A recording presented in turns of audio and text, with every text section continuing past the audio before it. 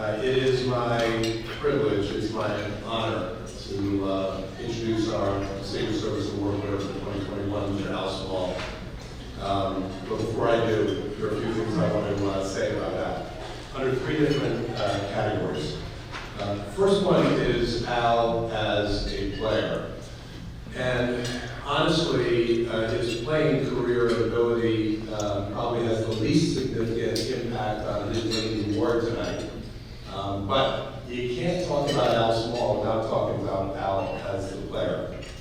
Just a few things. I'll never be able to hit all of the things that he's done as a competitor.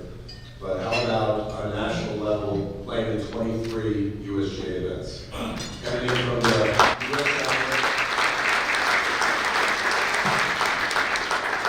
to the Senior Open. On a state level in New Jersey, the first person to win the New Jersey Amateur, the Mid-Amateur, and the Senior Amateur, the 2004 New Jersey State Golf Association Player of the Year, and in 2020, elected to the New Jersey State Golf Association Hall of Fame.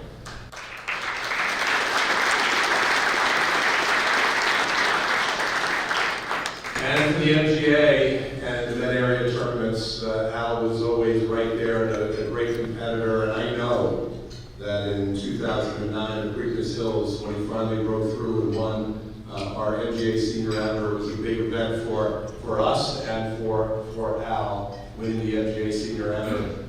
But he did it while he was still president of the MGA. I don't know where he got the time to do that, but he was president of the association and won our Senior Amateur at the same time. 8 years later, he proved that nobody comes into Al's house and takes it away from him at Fairmont at his home course. He again had his second MGA Senior Amateur. So let's just say Al's a great player, just a great player.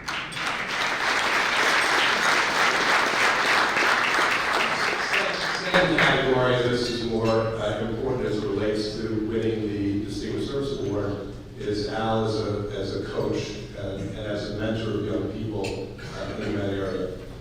Literally a coach of the varsity golf team at Seton Hall.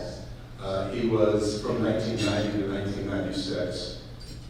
He was coach of the year his team won the league championship in 1992. But it's not just the coaching, it's the mentorship, it's the way he developed relationships with young people, the care that he took for them, and whether that be young players, golf work, interns, caddies, his team from the Kerry Cup and the French-American matches. And these are relationships that Al has kept, and these folks continue to call him, and he's just developed such strong mentoring relationships with these people. It's not a surprise that after he moves to Georgia, he's still a coach. So at Savannah Country Day School, he's busy doing the same work and building friendships and mentor relationships for years to come. And I think that's the key. So Al is definitely a great mentor and a great coach. So Al is a volunteer. You'll hear about it a little bit tonight, but he was named initially to the MGA Junior Committee. And in 2003, was named to the Executive Committee. 2005, as Secretary and Treasurer. He served as the MGA President and Chair of the Foundation Board from 2009 to 2010. And I polled a few people and asked them, well, what was it like in front? Frankly, I had my own recollections of working with Al during that period of time. But there are three things that came out during his volunteer time. One is Al is hands-on. When he took over the presidency, he wanted to learn everything there was to do with the MGA. And he got his hands in it, and he got involved, and he was present. He showed up. I mean, Al would be going to every event, and he was a hands-on leader of the organization. He was inclusive, which means that he wanted to hear everybody's opinion, but it was more than that. He wanted everybody to show up for every meeting, and he expected everybody's ideas to come to the table. He was definitely very inclusive. And thirdly, he was giving. It was no surprise that during Al's presidency as chairmanship of the Foundation Board that the Foundation grew at the rate that it did, and it had substantial growth under his leadership. championship. So those are the three areas. So that's what Al did. And it's worthy of this recognition, there's no doubt. But I think also worthy is the fact that it's not just what he did, but how he did it. And what I mean by that is that how he did it made him special. And it really rings true when you think about giving him this award. He did it with a smile. He's always smiling. He's always positive. He's personable. And he really gets the best out of everybody. He's got a positive attitude. He treats others, and he makes them feel special. And that could be fellow competitors. It could be opponents. It was the tournament staff. It's the MGA staff. It's everybody he interacted with. And caddies. Of course, he had to be nice to caddies, right? So, but he cares, and Al Small inspires, and I know because he inspired me. I think it's best said by our DSA recipient, Jay Matola. We asked Jay what he thought. He said that Jay said if he were mentoring a young player, he would tell him or her to model themselves after Al Small. Because no matter who Al has played with, for fun or for a championship, win or lose, he treats people with such respect. He's a credit to the game, and he's a credit to the Metropolitan Golf Association. Ladies and gentlemen, your 2021 MGA DSA winner, Mr. Al Small.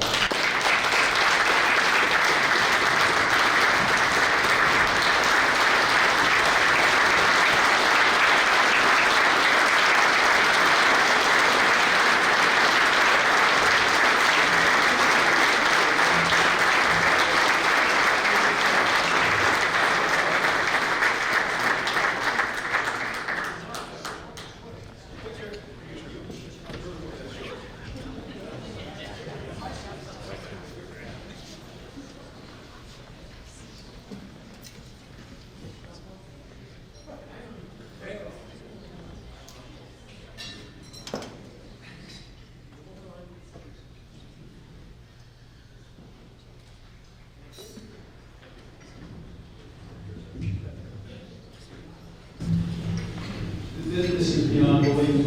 Thank you, Todd. I forgot about most of that stuff, but thank you for those kind words. And a very hearty congratulations to Mark. The win player of the year nowadays is fighting off all the young guns. Now he's one of the old guys. Brad and Trevor, those guys. I watched the scores from down in Georgia, and it's really unbelievable. So congratulations on a double. And I have to share a memory I have of Mark as a youngster. I mean, he was probably 13, 14, looked like he was 18. and I'm up at the Tuxedo Club, and I don't know what the event was, but Mark was sitting behind me, Eugene Smith was sitting in front of me, and up at a Tuxedo Club, the right side of the range goes out, and there's the end of the range and a fence, and then a road, and on the other side of the road is a house, right? So I'm hitting balls there, and all of a sudden I get the unmistakable sound of a ball dinging off the roof. And first I look at Eugene and said, what? And he said, well, not me. And I turn around and here's boom boom. Man-child just, prices. Can you still do that? Yes. I do that with less hair now. Pretty great memory. As I look around at the dais, I have now had the great honor of years of sitting in every single chair. Not quite. Obviously, never sat in Brian's chair, and I never sat in Mark's chair, and it does bum me out. The closest I came was 2006. I thought I had Player of the Year 1, and there was one event to go, and only one person could catch me, and he was down in North Carolina playing on the Duke golf team. I'm thinking like, this is great, Turns out Andrew Giuliani flies up when's the Bergen County Amateur and beats me out? It's always a Bergen County Amateur. I was hoping he was going to be in here tonight so I could completely bust him. But we ended up having a great relationship, Andrew and I. He's a great young man. He's validated by winning the Met Open at Ridgewood. I've also had the great honor of introducing a few DSA winners. Incredibly talented, special people, real givers to the game. And you never think that you're good enough or that you've done enough to be standing here. And to be standing here now is beyond my imagination. Nobody in my family played golf. My brother used to crucify me. Al, the golfer, right? You know, I could have played any other sport, but I chose the one that my height was a disadvantage. But when I look back through time and how I ended up here, all the people, all the places, there's one thing that always comes to my mind. And it's the key thing, and it changed my life. And I know I would not be up here without that. But I'm going to hold off on sharing that with you because I have a few MGA moments that I want to talk about. You all know our good friend Gene Westmoreland. So I remember this like it was yesterday, but it was probably 25 years ago. Gene came up to me on the putting green at Fresh Meadow and said, "Al, can I have a few words with you?" Well, all us tournament players know that if Gene wants to talk to you, it wasn't good. I was in complete panic mode. Had I played too slow? Did I misbehave? You know, what did I do? And so I think Gene sensed the panic in my face, and he gave me that Gene smile. He said, "Al, the MGA would like you to get involved in the association." And besides being an incredible relief to me, it was, it started this. And I thank you so much for that, Gene. And then after I got on the executive committee, I had a wonderful sit-down conversation with our dear friend Paul Dillon. We love you and miss you, Paul. During that conversation, I convinced Paul that he would make a great golf coach and that he should take the Fordham job. And then he convinced me that I should become an officer with the MGA. And in later years, Paul and I, when we're sitting around at something like this, we both reflect back on that conversation we had, and that it worked out pretty well for us. And then I am so thankful to Jay Matola. When I became an officer, what did I know?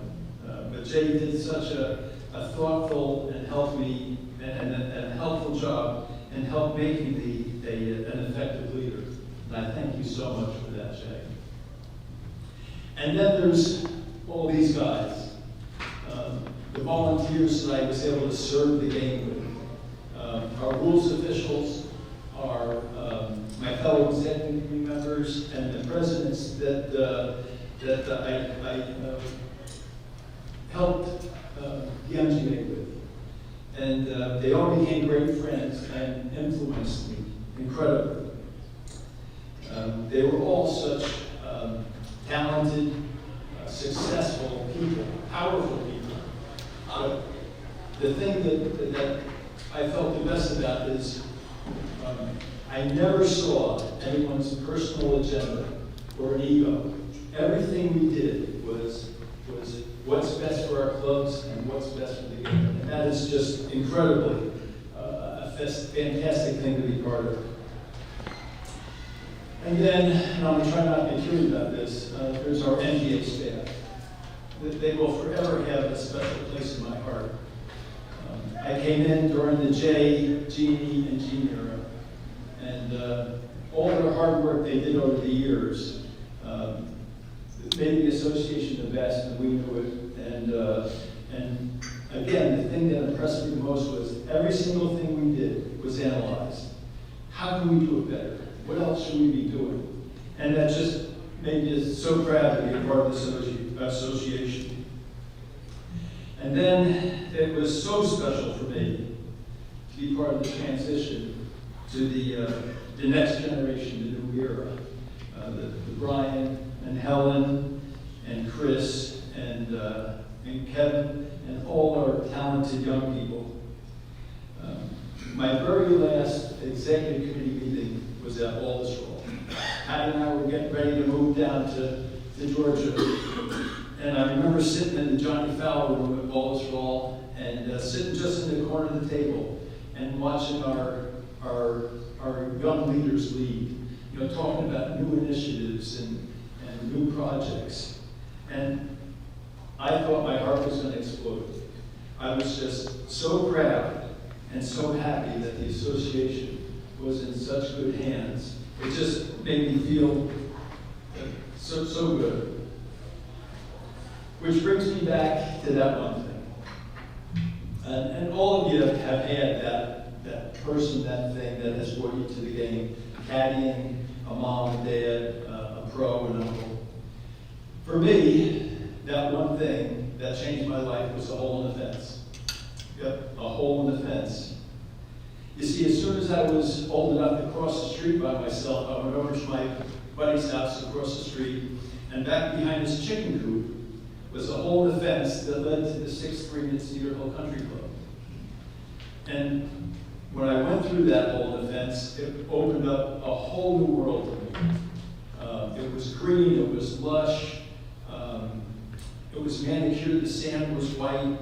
And if I hunted in the bushes and in the woods, I could find these Spalding dots and these tittlets. And the tittlets were worth gold. And I could sell them back to the members and make a few dollars. And then somewhere along the way, someone gave me a 7-iron. So at night before it got dark, I'd sneak through the hole in the fence, and I'd chip with it, and I'd putt with it, and I did bunker shots with it. And then neighborhood kids and I would play 7 and 8 over again until it got too dark, or the Jeep came and chased us away.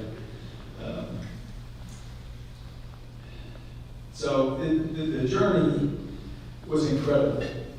So that hole in the fence led to high school golf, and college golf, and New Jersey golf, and MGA golf, and USGA golf, and golf around the world. Just so blessed. And then I really think that the MGA, the hole in the fence led me to all of you. And as I look out in this room, I have a relationship and a friendship with just about every single one of you. And I really hope that I have touched you as much as you all have touched me. And again, I'm just so blessed. And then I am so thankful to the MGA. They put me in a position to where I could make holes in fences for people and not get in trouble. And hell, I'm an electrician. I've had wire cutters in my tool pouch since I was 11 years old, so I can make some holes in fences.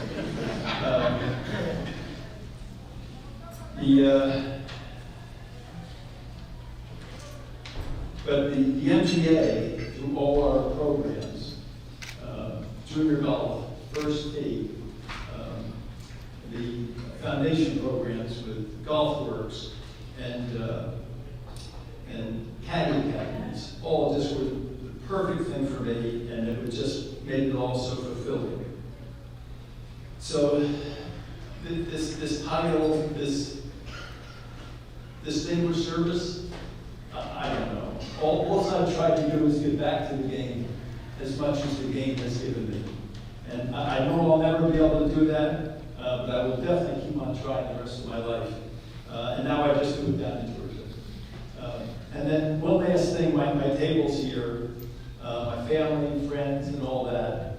I love you all, and you've all been a part of this journey. My kids might have suffered a little bit because of my addiction to this game and giving back, but they all handled it so well. And I got 3 of my 4 grandsons here, which are really the best part of my life. And so I thank you all so much for this incredible honor. And I hope that this message helps you get the feeling that how fulfilling giving back to this campus. Thank you all so much. And one last thing, and I say this for last because, I get teary. 10 months ago, Patty got her diagnosis, and it was pretty rough on us. And the people in this room, our MGA family and the golf community, the emails, the texts, the calls, the love, the prayers that you all sent our way, you have no idea how uplifting that was for us and how it helped us get through all this. But she looks great, doesn't she?